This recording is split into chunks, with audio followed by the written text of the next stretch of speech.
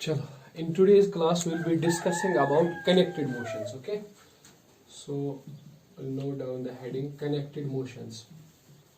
Connected motion. Connected motion.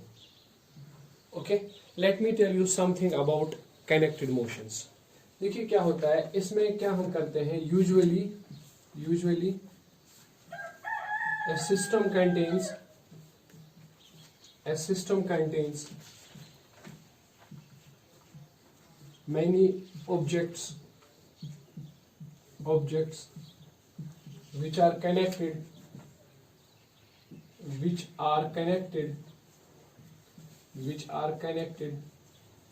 through pulleys, strings or springs together. Okay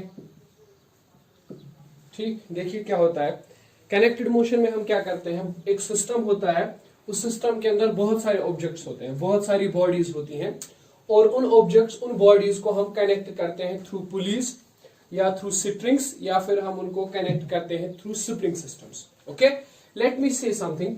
if there is a pulley, it looks like this is a pulley, right. इस तरह से एक पुली को represent किया जाता है, it's a पुली. तो इसके थ्रू आप किसी ऑब्जेक्ट को दूसरे ऑब्जेक्ट के साथ कनेक्ट करेंगे, ठीक है कि नहीं, है ना. या आप किसी ऑब्जेक्ट को सिंपली एक स्प्रिंग के जरिए कनेक्ट कर देंगे. लेट मी से this is the spring. Okay, this is the spring, right. अब इस स्प्रिंग में आप एक चीज ध्यान रखोगे, हम इस वाले स्प्रिंग की बात करते हैं. Otherwise there exist some other spring also. This helix sort of spring also exist. ठीक है, हम उस वाले स्प्रिंग की बात नहीं कर रहे हैं, हम इस वाले स्प्रिंग की बात कर रहे हैं. ठीक है, चलिए देखिए, अगर मैं यहाँ पे इस स्प्रिंग को इस तरह से बांध देता हूं, देन व्हाट आई डिड, यहाँ पे मैंने इसके साथ एक वेट कनेक्ट किया है, इसका मास m है. ओके, ठीक, देख लीजिए what will happen, we will simply say that in this spring, जब मैं इसके साथ ये वेट कनेक्ट करूंगा, what will happen, due to gravity इस वेट पे फोर्स लगेगा एंड स्प्रिंग की जो लेंथ है वो इंक्रीज हो जाएगी. ओके, स्प्रिंग एक्सटेंड हो जाएगा, यानी इस तरह से आप कहेंगे, स्प्रिंग इस तरह से एक्सटेंड हो जाएगा. ठीक है कि नहीं, है ना.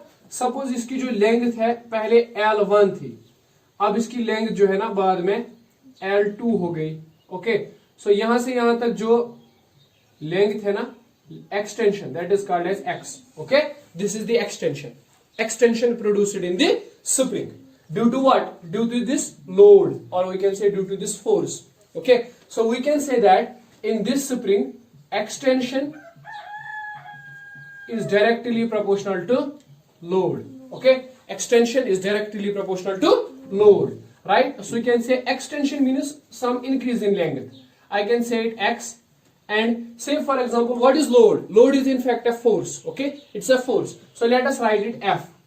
ठीक है, यहां पे जरूरी नहीं है कि आप कोई लोड अटैच करोगे, यहां पे आप क्या कर सकते हो, एक फोर्स भी अप्लाई कर सकते हो. दैट में also cause increase in length. Okay, right. So we can say that F is directly proportional to X. ठीक है, जितना आप ज्यादा फोर्स लगाएंगे स्प्रिंग उतना ही ज्यादा लंबा हो जाएगा, राइट. सो आप लिख सकते हैं F is equal to, proportionality लगाते हैं यहाँ पे. ठीक है, हम प्रोपोर्शनलिटी को हटा लेते हैं, इज इक्वल लगा लेते हैं, तो के टाइम्स एक्स. ओके, है कि नहीं, है ना. Where this k is called as spring constant. Okay, k is called as spring constant. K को कहा जाता है स्प्रिंग कांस्टेंट. अब ध्यान रखिएगा, यहां पे हम माइनस साइन लगाते हैं. ठीक है, यहां पे माइनस साइन लगता है. अब आप पूछेंगे नेगेटिव साइन क्यों लगता है. देखो, एक्सटेंशन क्या है, एक्सटेंशन इज प्रोड्यूस्ड, यहां पे एक्सटेंशन प्रोड्यूस हो रहा है और यहां पे फोर्स भी लगा है. ठीक है, extension and force are opposite to each other. Okay, so therefore we introduce a negative sign, right. So इस चीज को, इस पॉइंट को हम लोग कहते हैं यहां पे हुक्स लॉ. क्या कहते हैं, हुक्स लॉ. ठीक है, तो इस चीज को याद रखिएगा, एज पर हुक्स लॉ, ठीक, this thing is applicable, right. Extension is directly proportional to load. Okay, ठीक है, एटलीस्ट इतनी छोटी सी चीज आपको स्प्रिंग्स के बारे में पता होनी चाहिए. ठीक है कि नहीं, कि इसमें फोर्स वगैरह हम किस तरह से कैलकुलेट कर सकते हैं, right. this is what we call as Hooke's law. Okay, I will tell you in gravitation, we'll read this that there are some forces. अगर आप यहाँ पे किसी एक ऑब्जेक्ट को रखेंगे, if you place an object here, ठीक है, सेंटर पर, और यहाँ पर एक और ऑब्जेक्ट है which is moving around it, जो इस ऑब्जेक्ट के अराउंड में मूव कर रहा है, राइट, है ना, और इन दोनों के बीच में क्या है, एक फोर्स है. लाइकवाइज वी हैव सन, ठीक है, और उसके सराउंड में बाकी प्लैनेट्स रिवॉल्व करते हैं, है कि नहीं, है ना. तो अब देखो ये जो फोर्स है ना, ठीक है, it is simply what we call that as a central force. ठीक है, it acts along the line joining the centres of two objects. ठीक है कि नहीं, है ना, इसको हम लोग क्या कहते हैं, सेंट्रल फोर्स. ठीक है कि नहीं, है ना. अब सोचो, अगर आप दो पार्टिकल्स को रखोगे, एक पार्टिकल एक जगह पर, दूसरा पार्टिकल दूसरी जगह पर, दोनों के बीच में सेंट्रल फोर्स होगा. ठीक है, now this central force may be of any form. ठीक है, इट मे बी समथिंग, अगर इसका मास m1 है, इसका मास m2 है, this force may be of the form m1 m2 divided by some r square. Okay, this force may be form some m1 m2 divided by r raised to 7. ठीक है, और it may be of the form m1 m2 into r, m1 m2 into r square, किसी भी तरह का हो सकता है. ठीक है कि नहीं, लेकिन समझ लो बात को, अगर ये फोर्स जो है ना, ये हुक्स लॉ को फॉलो करता है.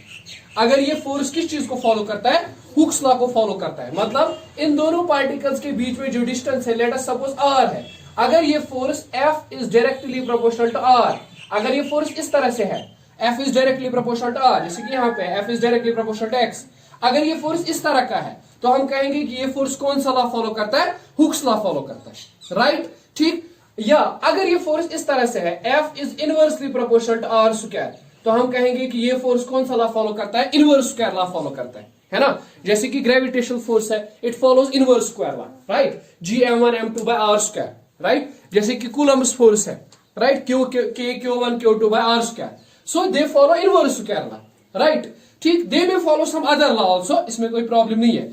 लेकिन अगर ये हुक्स लॉ फॉलो करते हैं और अगर ये इनवर्स स्क्वायर लॉ फॉलो करते हैं, दोनों में से एक, या ठीक है, दोनों में से एक लॉ फॉलो करते हैं, then there is a theorem which says that the path of the object around this central mass will be circular or will be closed, right. ठीक है, तब हमारे पास एक कंक्लूजन आता है. वो कंक्लूजन क्या कहता है कि जो दूसरा ऑब्जेक्ट है, it will definitely move about the first object in some closed path, right. ठीक है, मतलब closed paths are possible only when the central forces either follow Hooke's law और either follow what, inverse square law, right. ठीक है कि नहीं, ये बहुत ही अर्ली क्लासिकल मैकेनिक्स से साबित है. ठीक है कि नहीं, and this result is called as Bertrand theorem. There was a scientist Bertrand, he said this theorem, this is called as a Bertrand theorem. So what Bertrand theorem usually means, it means that कि अगर आपके पास कहीं पर central force लग रहा है, दो objects के बीच में सेंट्रल फोर्स है, ठीक है, तो क्या होगा, What will happen? अगर ये फोर्स हुक्स लॉ को फॉलो करता है या ये फोर्स इनवर्स स्क्वायर लॉ को फॉलो करता है, then the path of the object around the first mass will be elliptical closed path, right? ठीक है कि नहीं? I think that is why the planets revolve around the sun in some sort of an circular or roughly circular, और अगर हम accurately कहें तो elliptical paths, right? ठीक है? Why? Because there exists a force between sun and planets which is G m1 m2 by r square, that is inverse square law. Okay, inverse square law वाला force है. ठीक है, तो that is called as, तो simple में आप यही याद रखोगे. ठीक है, नाउ इसका यहां से कनेक्टेड मोशन के साथ कोई लेना देना नहीं है, लेकिन हुक्स लॉ आया, अब एक इंपॉर्टेंट स्टेटमेंट है, so we should remember this statement always. So paths are closed, हमेशा याद रखेंगे, paths are closed when central force क्या करता है, when central force either follows कौन सा ला, हुक्स ला, ओके, हुक्स ला और इनवर्स स्क्वायर ला. ठीक है, दो लॉज, अगर इन दोनों में से कोई लॉ फॉलो हो रहा है सेंट्रल फोर्स के द्वारा, तो पाथ जो है वो क्लोज्ड होगा. ठीक है, this theorem is famously called as Bertrand's theorem. Okay, it is Bertrand's theorem. So do remember this theorem, it's very important, Bertrand's theorem. ठीक है, क्योंकि अक्सर एक बेसिक सा क्वेश्चन दिमाग में उठता है, भाई जब सर्कुलर ये ग्रेविटेशनल फोर्स लगता है तो why closed paths are formed, है? It is because of Bertrand theorem, right? okay, we'll see in gravitation how this stuff works. Why there should be r square, ठीक है. अगर r cube होता 1 by r is for 4 होता तो circular path, so closed paths क्यों नहीं होते, ठीक है. Anyways, we'll see that. Okay, but you should be remembering about the force which is acting in the spring. Okay, that force is minus kx, right? So इतना तो आपको at least पता होना चाहिए, ठीक है कि नहीं, springs के बारे में. If you are going to study the springs. Right. Next thing, अगर हम पुलिस के बारे में बात करें तो पुलिस के अंदर एक फोर्स होता है. Pulleys always have some tensional forces. Okay, pulleys में हमेशा क्या होता है, कोई टेंशनल फोर्सेस होते हैं. पुलिस के अंदर हमेशा कोई टेंशनल फोर्सेस होते हैं. राइट. देखिए किस तरह से, अगर ये पुली आपके पास है, ठीक है, तो अगर आप यहां से इसके साथ एक मास अटैच करोगे तो it will have some tension in this direction, upward direction. Okay, इसी तरह से यहां पे है, अगर इसके साथ अटैच करोगे तो there will be some tension. Right, there will be some tension. Always a pulley always carries a tension. Pulley के अंदर हमेशा क्या होता है, टेंशन होता है, ठीक है. Now there exist some other thing. बहुत ही इंपॉर्टेंट पॉइंट ये है कि हम अक्सर एज्यूम करते हैं in most of cases, I am repeating, in most of cases the mass of pulley is neglected. Okay, in most of cases mass of pulley is neglected. ठीक है. मैक्सिमम केसेस के अंदर क्या होता है, हम पुली का जो मास है वो नेग्लेक्ट कर देते हैं, ठीक है कि नहीं. एंड हम इसको एज्यूम करते हैं, फर्स्ट पॉइंट, हम इसको एज्यूम करते हैं फ्रिक्शनलेस. क्या एज्यूम करते हैं, फ्रिक्शनलेस पुली, ठीक है कि नहीं, है ना. देखिए अब इन दोनों चीजों का मतलब क्या है. इन दोनों चीजों का मतलब आप इस तरह से समझेंगे. जब भी आपको कहा जाए कि there is a pulley which is massless and it is frictionless, ठीक है, तो मतलब आपसे कहा जा रहा है कि don't take the case of friction into consideration. Okay, just avoid the friction, whatever is friction avoid it. Okay, you don't need to consider the force of friction. Right. Second thing is, if this pulley is massless, okay, what will happen if the pulley is massless? So it wouldn't be included. इसका मास नहीं, इसका मास बहुत कम है, so motion पर इसका effect ज्यादा नहीं पड़ेगा, ठीक है कि नहीं, है ना. इन चीजों को ध्यान में रखो. राइट. अगर आप ये पॉइंट्स याद रखोगे, you may be able to solve what the spring systems और some connected systems very easy. Okay, right. और कनेक्टेड मोशंस में जब भी आपको कनेक्टेड मोशन देखे कहीं पे, तो आप कनेक्टेड मोशन में हमेशा एक चीज को याद रखेंगे, ठीक है. The first and foremost step, ठीक है, for understanding the connected motion is that you should be able to sort out, able to find out how many forces और which forces are acting on the system, ठीक है कि नहीं. पहली बात तो ये आपको हमेशा पता होना चाहिए कि सिस्टम के अंदर कौन सा फोर्स एग्जिस्ट हो रहा है, ठीक है कि नहीं. You should be able to identify the forces. Okay, so we'll write down to understand connected motions, okay, we should be able to identify the forces. Okay, we should be able to identify forces on system. ठीक है, system के ऊपर जितने भी forces लगते हैं आप उन सब फोर्सेस को आइडेंटिफाई करोगे, ठीक है. Okay, let's take an example which we will solve so that you may be able to clearly understand what is connected motion. Here is a pulley and यहाँ पे एक ऑब्जेक्ट है, इस तरह से अटैच्ड है. इस साइड पे एक ऑब्जेक्ट है जो कि इस तरह से अटैच्ड है, ठीक है. So there are two objects. Right. Let me say इसका मास जो है इट्स m1 एंड इसका मास जो है it is m2. Now what is the question? The question is saying that find their acceleration. There is first case number 1. If let me say m2 is greater than m1. Okay, m2 is greater than m1. So what we need? अगर m2 greater है m1 से, m2 ज्यादा मास है, तो it will move in downward direction and यहाँ से ये जो मास है it will move in upward direction. Okay, right? So how will you solve that? इस तरह से आप क्या करेंगे, एक पुली यहां पे आपने ली है. नाउ यहां पे हो गया ये मास m2, ठीक है, यहां से हो गया ये मास m1. राइट. अब देखिए मैंने आपको पहला स्टेप क्या कहा, identify the forces which are acting on the system. ठीक है कि नहीं, है ना। देखो क्या आएगा यहाँ पे जरा बताओ, it will be m2g, okay, downward force m2g। इस पे क्या होगा downward force m1g, okay, right. Then we will move for tensions. If there is tension T here, there will be tension T here, okay. Now this object is moving in downward direction, so it has a net downward force m2a, and this object is moving in upward direction, it has a net force m1a, okay. So what next? The next is that take the different components of the system. System के अलग अलग components को पहले आप इस object को consider कर लो। तो what is this? It is the mass m2, okay. से इस पे क्या क्या फोर्स है, डाउनवर्ड डायरेक्शन में m2g, और इसी डायरेक्शन में m2a, फिर अपवर्ड डायरेक्शन में क्या है शाबाश t टेंशन, ओके। सो उसके बाद क्या है, write down the Newton's equation for this. ठीक है, मुझे बताइए what will be the equation. The net force m2a, net force जो है m2a, that will be equal to m2g minus t, okay, that will be equal to m2g minus t। ठीक है, तो इसको हम इक्वेशन 1 कह देंगे। ठीक है, then take what, then take the mass m1, okay, take the mass m1, here it is m1, okay. इस पे टेंशन है T अपवर्ड डायरेक्शन में, डाउनवर्ड डायरेक्शन में m1g है, और अपवर्ड डायरेक्शन में है m1a। ठीक है, इसके लिए भी जरा इक्वेशन लिखिए।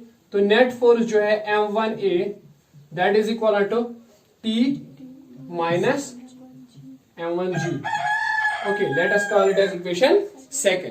Right? Now what you need, if you need to find the acceleration of the system, ठीक है, आपको acceleration चाहिए, add up these, आप add करो, add 1 and 2, what you are going to get, it is m2a plus m1a, it is m2g minus t plus t minus m1g, okay. यहां से m2 plus m1 a common ले लीजिए, it will B t and t will go, it will be m2g minus m1g, okay. a will be simply, आप यहां से क्या करें, g को कॉमन ले लें, तो it will be m2 minus m1 into g divided by m1 plus m2, okay. This will be the acceleration of the system, okay, it's acceleration for the system, right. Now what you need, if you need to find the tension, अगर आपको tension चाहिए string के अंदर कितना tension है, ठीक है, you can do that. How, आप इस एक्सेलरेशन का वैल्यू दोनों में से किसी इक्वेशन में सब्स्टिट्यूट कर दीजिए। ठीक है, तो हम लिखेंगे यूजिंग, चलिए पहले मैं कर देता हूं, इन इक्वेशन नंबर 1, तो बताइए क्या आएगा, it will be m2, a के बदले आप सारी इक्वेशन पुट करोगे, minus m1 divided by m1 plus m2 into g, that is equal to m2g minus t, okay. Now what do you need to do, आप इस t को यहाँ पे लेके आए, it will be positive, और इस टर्म को वहां पे लेके जाइए, it will be negative, okay. So what will happen, you can say t is equal to m2g minus m2 into m2 minus m1 divided by m1 plus into g, okay. So what you need to do the next is you need to simplify this equation. So t will be, आप क्या करेंगे, you will just do one thing, take whatever there is common, okay, take whatever is common, ठीक, m2g is common, m2g is common, so take m2g as a common factor, okay. So it will be here 1 minus m2 minus m1 divided by m2 plus m1, ठीक है। तो t will be m2g which is m2 plus m1, then it will be minus m1 minus minus m2 by, then it will be m1 plus, so m2 and m2 will go, there will be twice m1, है ना, तो it will be m2g, this will be m2 and m2 will go twice m1 divided by m1 plus m2, so you can say t is twice m1 m2 by m2 into g, okay, right. This is t is equal to 2 times, we write this as m1 m2 divided by m1 plus m2, we write this as reduced mass, okay. What we write is as reduced mass, and what is reduced mass is denoted by mu, ठीक है, हम इसके बारे में discuss करेंगे आगे. It is what we call as reduced mass. Okay, I will take up the topic in detail what actually is reduced mass. ठीक है, sometimes it is very difficult. ठीक है, बहुत मुश्किल होता है किसी दो ऑब्जेक्ट्स को स्टडी करना एक साथ. सो हम क्या करते हैं, हम उन दोनों को कंबाइन करके एक मास निकाल लेते हैं विच इज रिड्यूस्ड मास.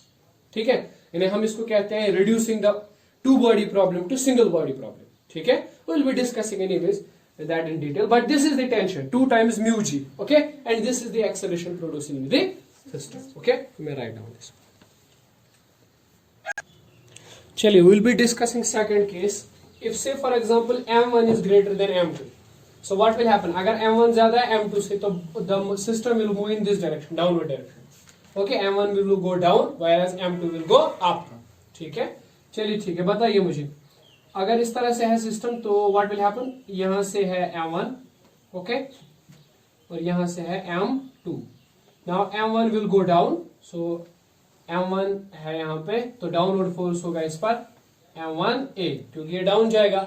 ठीक है, साथ में होगा डाउनवर्ड m1g और अपर की तरफ टेंशन t. ठीक है, ये जो है mass m2, it will move in upward direction, so it will have a force m2a, साथ में टेंशन t, डाउनवर्ड में होगा m2g. Okay, right. So first of all tell me for this mass m1, right, it has force m1g in downward direction and m1a in downward, and their upside पे है t. Okay, you write down the equation. m1a is equivalent to this component which is in the same direction of force, m1g minus t. Okay, let us call it as 1. Similarly for second object, here is tension t, it's moving in upward direction, so it is m2a, downward direction में m2g. Okay, so you may write m2a is equal to पहले वही component जो उसी direction में, जिस direction में Newton force है, तो t minus m2g. this is equation second. Okay, first and second में क्या है, m1 and m2 is known to you.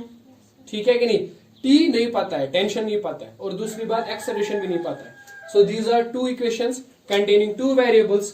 ठीक है, linear in character, they are linear equations. So how to solve them, you know, if you add them you will get acceleration. ठीक है, जब आपको एक बार एक्सेलरेशन का वैल्यू आ गया तो सब्स्टिट्यूट बैक इनटू इक्वेशन 1 और 2, you will gate tension. Right, similarly जैसे अभी हमने इस प्रोसीजर को ट्रीट किया. राइट, चलिए ठीक है, will take some other example. Okay, I think you may be able to do this thing yourself. Right, so let's move to some other example. Let's consider some other example for this connected motion. Let us say there is an example which lies like this. This is the example. Okay, see, देख लीजिए इस तरह से. Here is some other object. Here is some other object. Now these are three objects. Okay, and they are connected like this way. There is a mass m1, there is mass m2, and this is the mass m3. Okay, they are connected by sit rings, not pulleys extra. They are connected by sit rings. Okay, here it is some sit ring. Okay, let me fix it. Right, if I say what is actually happening, we will not fix it, we will apply a force here. हम यहाँ से force apply करेंगे, तो उस force की वजह से क्या होगा, ये जो पूरा सिस्टम है ना, ऐसे आप पकड़ के आप उसको ऊपर की तरफ ले जा रहे हैं. Right, you are moving it upwards. Okay, so इसकी एक्सेलरेशन होगी अपवर्ड डायरेक्शन में a, इसकी एक्सेलरेशन भी होगी a, इसकी एक्सेलरेशन भी होगी a.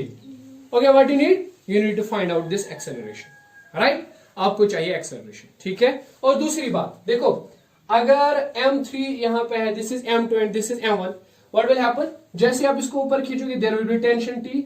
Okay, let me write it to be precise one, t1.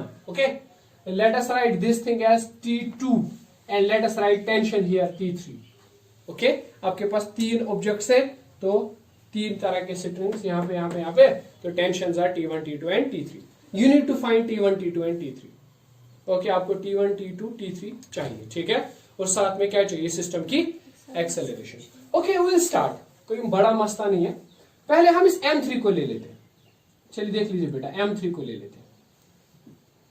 Now what are the forces, downward direction में m3g, अपवर्ड डायरेक्शन में T3 है ना, एंड एक्सेलरेशन भी अपवर्ड डायरेक्शन में minus m3a.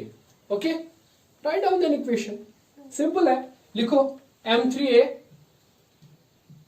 Is equal to upward direction में tension T3 है, T3 minus m3g, तो T3 will be m3a, यहां आएगा it will B plus m3g, तो T3 will be m3a plus g.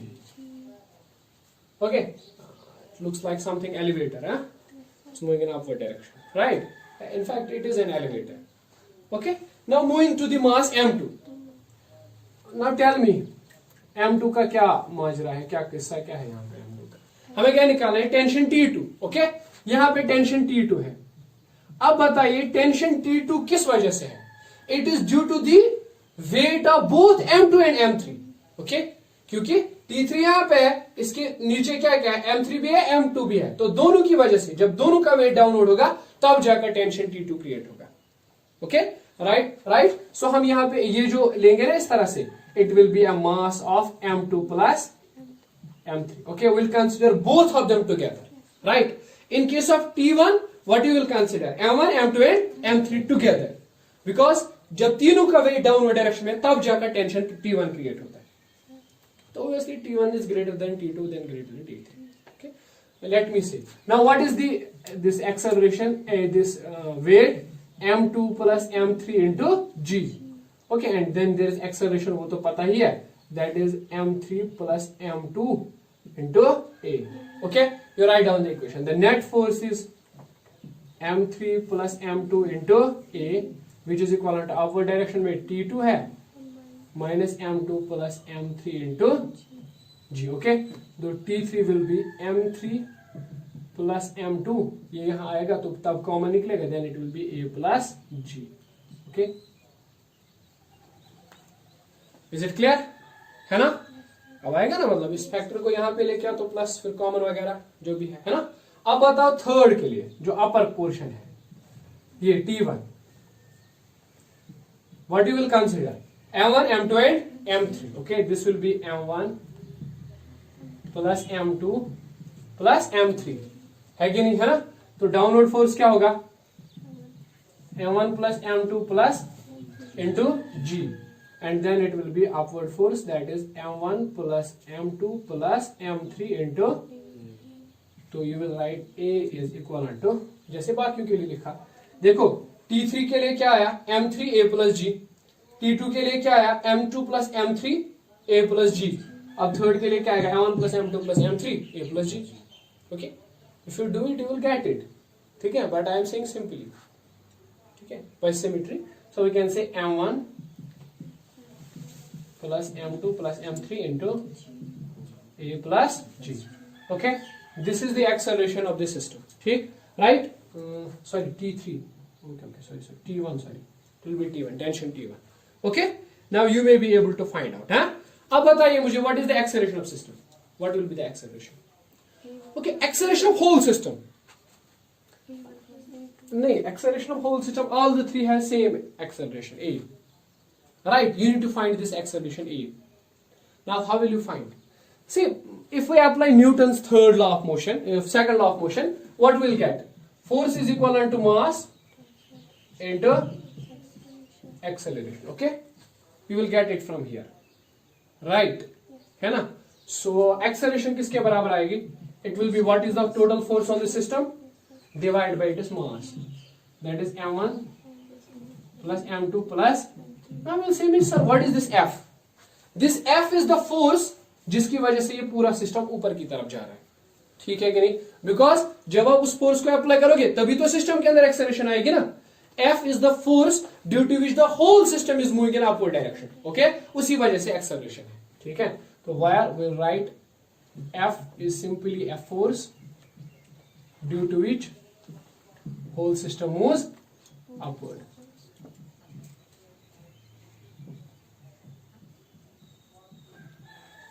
Okay, there is something which is very famous, which we call as toy train. There is something which is toy train. Okay, now what actually that is? That is a best example of connected motion. Okay, say how? Simply we have some sort of a, here is a box, here it is some sort of an other box, here it is some sort of an other box, okay, and these boxes are connected.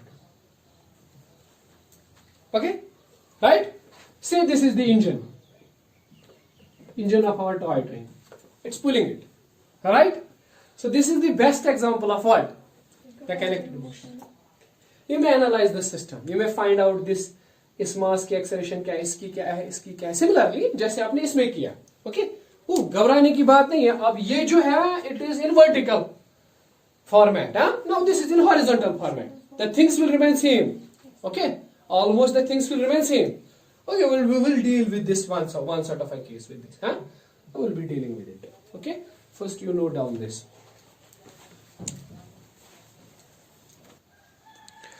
Okay, now let's take some other example.